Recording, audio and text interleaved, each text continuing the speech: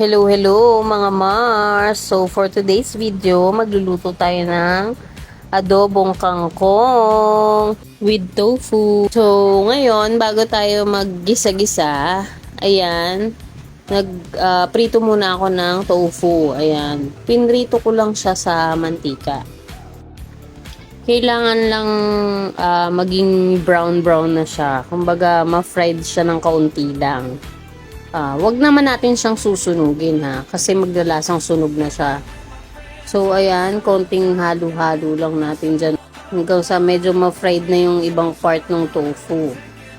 Then after nyan, i-set aside muna natin yan. Ilagay muna natin siya sa isang bowl.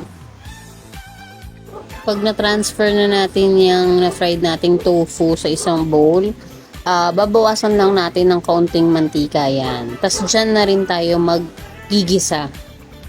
So, ayun na nga, magigisa na tayo ng bawang at sibuyas. Madali lang to mga Mars, at saka budget friendly lang tong ulam na to. So, dahil kailangan magbawas-bawas, mag-diet, so healthy food muna tayo. Yan, gulay muna tayo. And ang tofu is maganda rin sa atin yan. So, ayan, ginisa ko na yung bawang sibuyas. At tapos yan, nilalagay ko na rin dyan yung kangkong. Yung gulay natin mismo, yung green leafy natin. Igigisa na rin natin siya dyan ng konti. Saglit na saglit lang natin siya dyan igigisa. Hinugasan ko na nga pala dyan yung gulay natin, yung kangkong. Kasi isa ko yan dahil minsan may nakasingit pa dyan sa loob niyan. May kalaban pa sa loob. So, ayan na nga, igigisa-gisa na natin siya. Saglit na saglit lang natin siya igigisa. At pagkatapos niyan, yung finried natin na tofu, ihahalo na rin natin dyan. Sasama na rin natin siya. Tapos niyan, mix-mix lang tayo dyan. Ayan. Mix-mix ng kaunti. And then, syempre, lalagyan natin ng pampalasa yan. Lalagyan natin siya ng toyo. Ayan. So, mga 2 kutsara lang din siguro. Kasi kaunti lang naman yung tofu at kangkong natin Pang sa amin lang talagang 2 yan na nagda-diet. At syempre, walang katapusang halo. Tapos syempre, lalagyan din natin yan ng oyster sauce. Mamasitas, baka naman, favorite ka namin. Pero totoo yung mamasitas talaga, yan ang pinaka the best among the rest, char. So, ayun na nga mga Mars.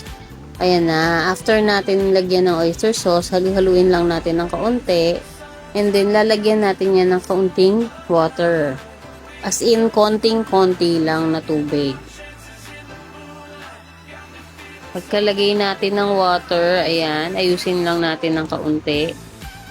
Antayin lang natin siya ng medyo makuluan. Tapos haluin lang natin sandali, ayan. Then lalagyan natin siya ng kaunting sugar. As in, konti lang. Siguro mga 1 kutsara lang or mga 3/4 ng kutsara lang. So, ayan na nga, nilagyan na natin ng asukal. And then, hahaluin lang natin ng kaunti pa. Hanggang sa ma-mix lang, malusaw na yung sugar niya. Yung parang nagka-caramelize na. Hindi naman totally nagka-caramelize siya. Kasi baka mamuuna siya. Yung saktong-sakto lang. Ayan. So, ayun na nga mga Mars. Luto na yung ating adobong kangkong with tofu. Kainan na!